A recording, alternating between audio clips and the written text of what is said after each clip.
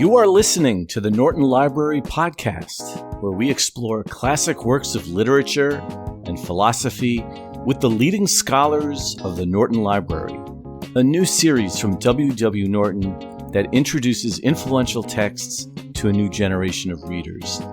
I'm your host, Mark Chirino, with Michael Von Cannon producing. Today, we present the second of our two episodes devoted to John Milton's Paradise Lost, as we interview its editor, Stephen B. Dobranski. In part one, we discussed Milton's life and times with a focus on his great masterpiece, Paradise Lost. In this second episode, we learn more about Stephen Dobranski's own history with Paradise Lost, how he came to Milton, his favorite line in the poem, his Paradise Lost playlist, and of course, his hot take. Stephen B. Dobranski is Distinguished Professor of English at Georgia State University and the editor of the journal Milton Studies.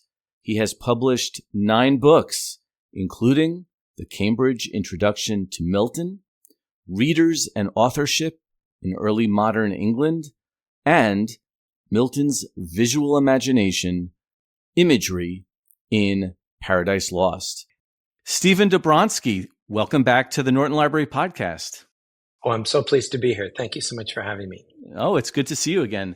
I'm looking at the Norton Library edition of John Milton's Paradise Lost, which you edited. Very striking edition. And I'm wondering if you could talk a little bit about the design. Does the cover design and the color combination have any import? It does. I can't take credit for it. This, I think, was the brainchild of the great Pete Simon and his team. But this alludes to a fresco by an Italian Renaissance artist, Masaccio, if I'm saying it correctly. I am part Italian, so I ought to try to give it a little flair, but I shan't. And it's a picture, a painting of, in Carmen, of Adam and Eve being expelled from the Garden of Eden. And the background is dominated by blue, as is the cover of the Norton Library edition. And then the angel's robe is that same hue of reddish, brickish orange. And what I really like about this choice is that this painting depicts, in particular, the sorrow of Adam and Eve's face. And it's considered to be really influential in the realistic tradition of portraying Adam and Eve. And that goes back to what we were talking about last week, the psychological realism or complexity of these characters. And I think, therefore, it's a fitting, admittedly furtive allusion with these colors. I'm glad I asked. That makes all the sense in the world. It's a striking cover. Baby blue and, as you say, like a sienna or burnt sienna, orange. That's good. Yeah, very nice. Stephen, do you remember the first time you ever encountered Milton as a student or a reader? I first encountered him in honors English in high school. And it was these, and this will speak perhaps to some of the older people listening. These were mimeograph pages, the type of pages that were purple. It wasn't included in the textbook. So the teacher had to bring in these mimeograph that smelled a little bit like cooked cabbage. You know, they were just terrible. And that's how I first encountered it. It was not an august introduction to this beautiful poem. And it was not until graduate school in Austin, Texas, where they have a couple really treasured pieces of Miltonia. They have some of his handwritten corrections in an early version of his dramatic poem, A Mask, presented at Ludlow Castle that I mentioned last time, for example, and another Latin poem. Anyway, it was there, in part influenced by these original editions and getting to see them, that then my enthusiasm for him grew exponentially. And that was also under the great teaching there of a scholar, John Rumridge. I've often found in my own learning that I am attracted to teachers, and then once I am attracted to that teacher, I fall in love with the subject that they're pursuing. Your pursuit of Milton as a scholar, was it universal in terms of what appealed to you about Milton, or were there particular subtopics that you really were fascinated by? There were two things that I was really interested in at the beginning and continue to fascinate me. One is his relationship to the history of the book. Milton, in 1644, publishes a treatise for freedom of the press. And this is years before John Stuart Mill, before the founding of the United States of America. This really influential tract where he argued about the free circulation of books. And that really appealed to me in his own interest in the physical presentation of his works and his own interest in the exact printing of his works and his willingness to participate in a collaborative process. I mentioned Pete Simon a moment ago, that when you're editing a text, when you're writing a book, you're not doing it in isolation, but you're working with a group of people, and the person's name on the dust jacket or cover is just the figurehead for this project, as he understood it, this collaborative endeavor. The other thing that interested me was Milton's commitment to free will. And Milton thought that liberty was a right of the individual and a responsibility. And that second part of it, that sense of the hard work that's required. I mentioned in our last conversation about him writing a systematic theology. He says in there, I'm paraphrasing again, these are my thoughts. You should do this yourself, reader.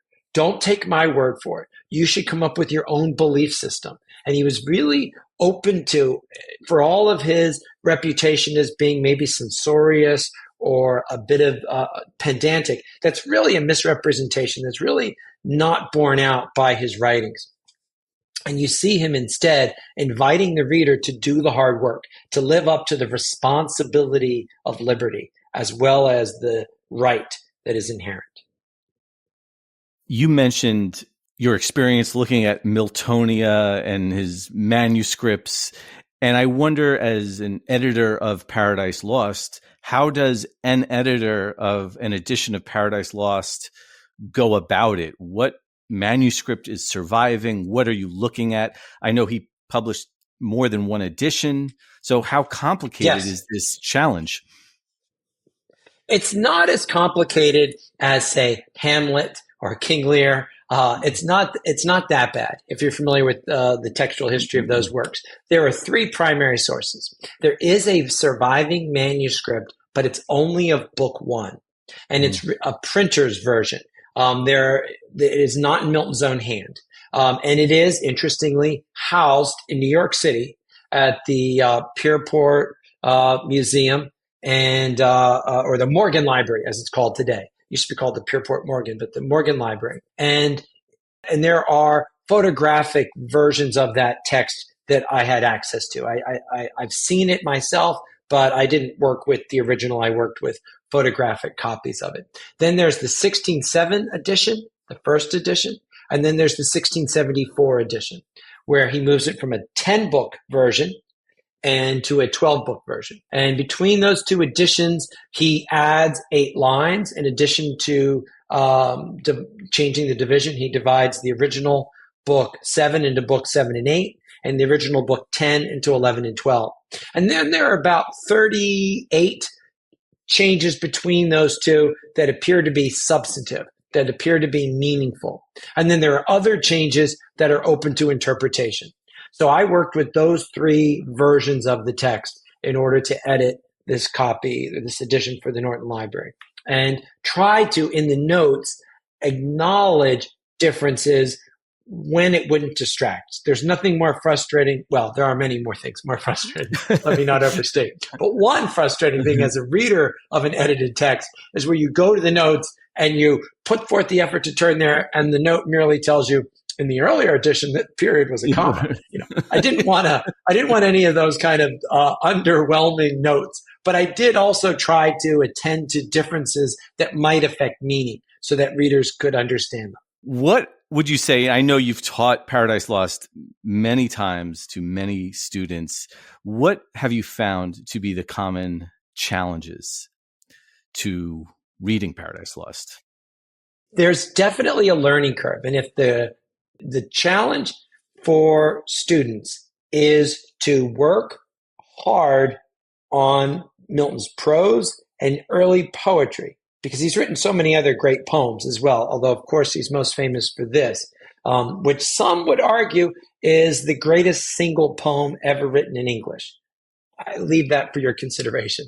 But that to work hard on reading his other works so that when you get to Paradise Lost, it's as if you've been to the gym for a few weeks and you've been doing curls and you've been doing extensions, and now you're ready to lift this book up and understand it and engage with it on its own terms. It requires a little bit more rhetorical pressure on students to get there, but they love Paradise Lost. If there's any resistance to it, it's that they have false assumptions about what it is. Oh, he's going to be preaching. He's not.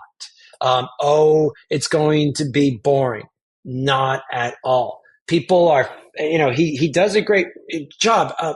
Think about a horror movie, where they bring, they want to scare you at the start, and then they go to 5 years earlier or earlier that day, or they jump to, 20 years ago. Milton starts with the monster on stage, with Satan and all the bad angels right there. He grabs your attention at the start, and then by book 3, he introduces God and the Son and the angels, and allows for the backstory to unfold very gracefully. So students love it, readers love it, but it does require a little patience to work up to being ready to read it. Does it also require a theological background of the religious characters and narratives that he is engaging with, or a historical background?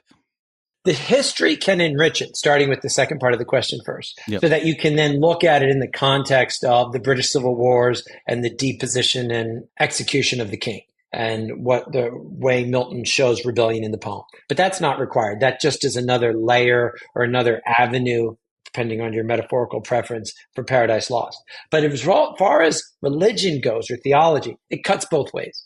The less you know, the more open you're going to be to Milton's heterodoxy. And the more you know, you will have some familiarity with Hebrew scriptures or Genesis in the Old Testament. So you have to go in with an open mind, and you have to maybe lean a little harder on the notes, maybe go back and read Genesis if you're unfamiliar with the story of Adam and Eve. But some of that has seeped into our culture that I think very little is required of you. And that, on the contrary, if you come from a strong religious, traditionally Christian or Orthodox Christian background, you might have to recognize and say, well, wait a second. The Son is different from Jesus. I shouldn't call the Son Jesus. Or I'm assuming that Satan is Lucifer. Milton never calls him Lucifer directly. Lucifer is just a metaphor he uses in Paradise Lost, or one of the angels uses. So there are some assumptions that people might make that are not borne out. And the most notable one is Milton does not accept the Trinity. Instead, he sees God and the Son and the Holy Spirit as discrete, and that the Holy Spirit is God's creative power, and the Son is not co-eternal and not coexistent with God. I think you've probably touched on this in the answer you have just given about techniques of teaching Paradise Lost. But do you teach Paradise Lost in, let's say, different ways, depending on if you are doing a Milton seminar or a broader survey? What would you say tends to really work? I understand that students do respond to Paradise Lost. One way that I find successful is especially with all the atrocities occurring around us, is I'll ask students about a particular event. Nothing maybe too raw or too recent, but there are unfortunately so many from which to draw. And we'll talk about that event. And then I'll say, do you think the perpetrator of that event was a bad person? And then I'll ask them, well, do you think that person was evil? And then we'll devolve into, well, is evil something that exists, or is it just a label we use? What is evil? Because Milton in Paradise Lost, as I then gently steer the conversation, is a person who believes that there is evil. He believes that there is something terrible. Now, that doesn't mean he necessarily believed in the devil, although many of his contemporaries would have thought that Satan and other bad angels and spirits were literally real. You sitting in this classroom, you opening this book might not think so, but how do you confront terrible things happening? How do you explain those, whether they're in nature or they're willed by individuals or they're willed by national governments? And so that's one way into the text, regardless of whether you're encountering it in a survey or you're encountering it in a seminar focused on Milton or focused on epic. And you're saying that Milton absolutely believed in the concept of evil. I think so. I think he looked in the world around him and saw terrible things. And it is as a consequence of the fall of Adam and Eve that, for example, illness and sickness and various forms of aging are introduced in Paradise Lost, as we learn in books 11 and 12. And so he traces all of these things that for another person, they might describe as bad or unfortunate or sad, but he traces those all back to this active disobedience. And so he's trying to, as I mentioned last conversation, reconcile. I believe in a God, but I see these terrible things around me. How do I reconcile those two things? And how do I explain why God would allow these things to happen? And his answer, ultimately, this is not a spoiler because it's clear from early on, is that it comes from a fundamental free will, that God allows all of us to make choices. And if we choose wrongly, then we have to suffer consequences. Stephen, we also invite our Norton Library editors to offer a hot take about their book, something counterintuitive. Is there something about Milton or Paradise Lost that you just disagree with the prevailing winds about? Well, there are controversies within the world of Milton studies, but that's some rarefied air, speaking of winds. And there's a lot of hot air maybe circulated, and I am sometimes probably guilty just as much as my colleagues. I would say that the idea of Milton's heterodoxy and his idea that Milton was a materialist, that he thought everything came down to matter, that there was more rarefied forms of it, but that he did not accept the division of soul and body. He instead saw them all as made of a fundamental material. This is all explained in his theological treatise, but it's also explained in Paradise Lost by this angel Raphael who comes down to instruct Adam and Eve. This is in book 5. But Milton's radical idea of existence is everything being material is something that's really striking about it. His radical commitment to free will. And I would say that it's also his opposition to or not acceptance of the Trinity are some of the hot takes on Paradise Lost. And more generally, if I can, it's this caricature of 17th century literature or Milton as a Puritan that has gotten in the way of people appreciating the complexity and richness of Paradise Lost.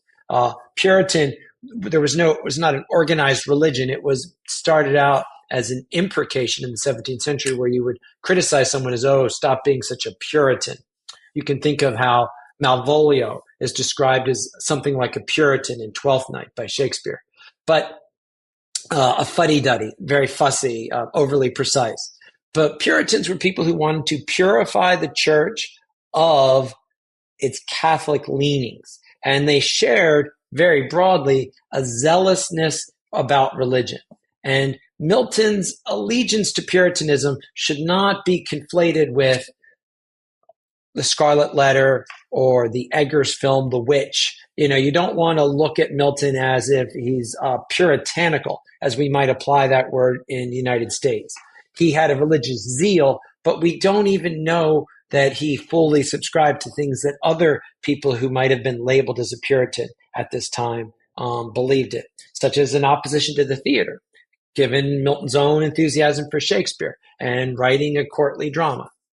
Has Paradise Lost been appropriated in other forms besides the book? I mean, the most famous one is probably Mary Shelley's Frankenstein, where the epigraph is from Paradise Lost, where one of the three books that the creature reads when he's living, with the de Lacys. I don't know how well that is fresh in everyone's mind who might be listening, but is Paradise Lost. And you can understand that as a retelling, a reinterpretation of Milton's epic. And there are so many other examples. There has been a graphic novel of Paradise Lost. In 2008, if I'm getting the year right, there was a film version of Paradise Lost that was in production. That is when the economy tanked, and given the demands of the special effects, the film was never made. Rumor has it that I think it was Bradley Cooper who was going to play Satan.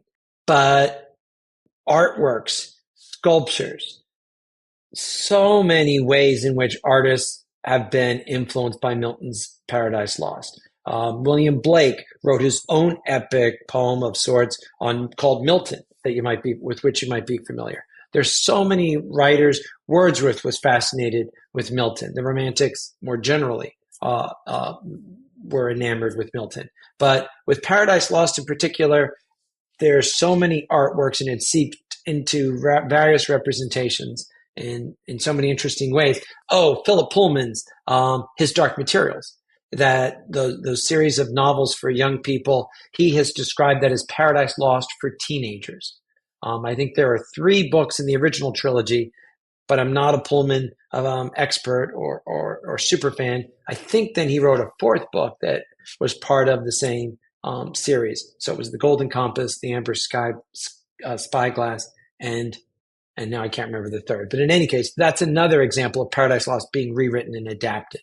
Stephen, this is kind of a related question, but what about Paradise Regained? Well, Paradise Regained is a fascinating poem in its own right. And Milton wrote it after Paradise Lost, and it is 4 books. It's much shorter. It's not a sequel as much as a complement to Paradise Lost.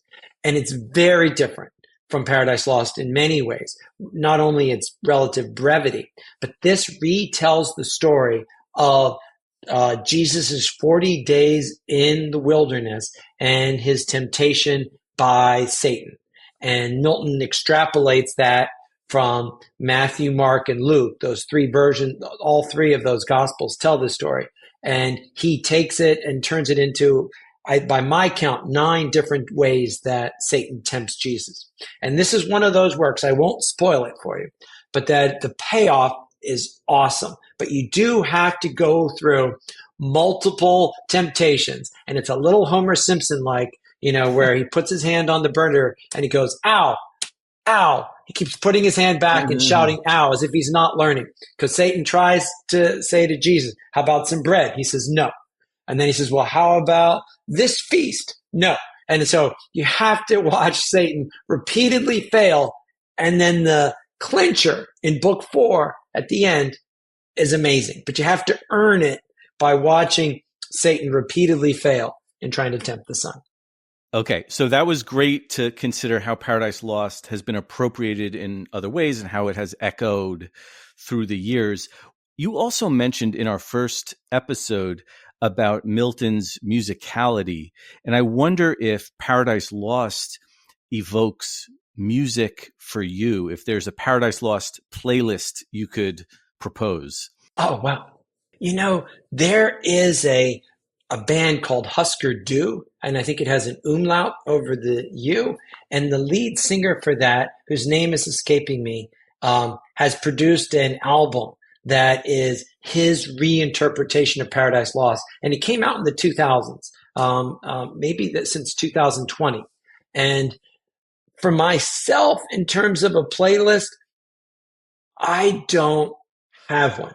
I don't read the poem. I hope it's okay to say, I don't read the poem influenced by a specific music or listening to a specific artist as influencing this passage or serving as a good soundtrack for another passage. I think, though, that if this were a musical composition, it would be various artists, like a soundtrack at a film. Instead of having just one person like Michael Giambino write the whole score. No, you would want different artists because you would want a different sound to Even Adams' Prayer in book 4 versus Satan's Return to Hell in book 10 versus Michael's description of the Tower of Babel being built in book 12 and so on. It's so wide a range. The one thing about epic is one of the most important things about epic, I'll phrase it that way, is that they're encyclopedic, that they're so inclusive. And that's why Milton's audacity is so notable in part because he was trying to write this work that was considered the greatest because it included all types of works. That's a good way to think about it.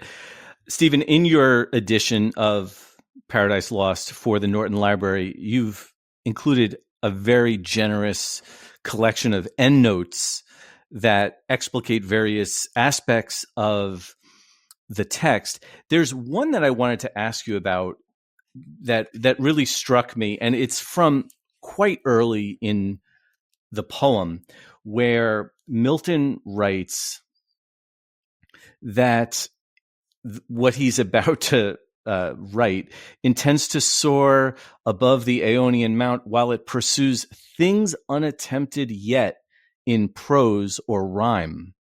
Does he mean what I think he means by that statement, that kind of a bombastic proclamation about the importance and greatness, innovation of his own poem? I think he does. And I think he's right. And so I think he gets away with it. But what's really striking about this is that in that moment when he says things unattempted yet in prose or rhyme, is that he's borrowing that line from another writer. He's borrowing that line from Ariosto, an Italian poet. And so he's making that claim, but doing it in a way that acknowledges for the most informed readers that this has been said before. You know, so it's a wonderful undercutting of his own ambition and acknowledging by making that claim through the mouth of another great writer. There's a little humility baked into it, I think. At the same time, as he's trying to soar above the Ionian Mount, he's trying to surpass his classical forebears. The Ionian Mount is associated with the Muses, and he is trying to surpass what Virgil has done, what Homer has done. And it's striking at the beginning of Paradise Lost, he configures his ambition in terms of mountains. He talks about the mountain where Moses received the 10 Commandments. And he talks about the Aeonian Mount, and he is striving to surpass what's come before while in the pre-Christian literary tradition, while allying himself with Moses, this prophet who was getting the word of God to share with the people. And he then says, but what God likes before all of these things is the upright heart and pure. And he takes it back down a notch. And he says to the muse, what in me is dark, illumine. What is low, raise and support. And so you see his sense of utter dependence on his inspiration. So there is hyperbolic ambition there, but then there are gestures of humility. And I don't mean to overstate one or understate the other. I think they're coexisting in a kind of wonderful cocktail. Do you compare that to what Dante does at the beginning of Inferno?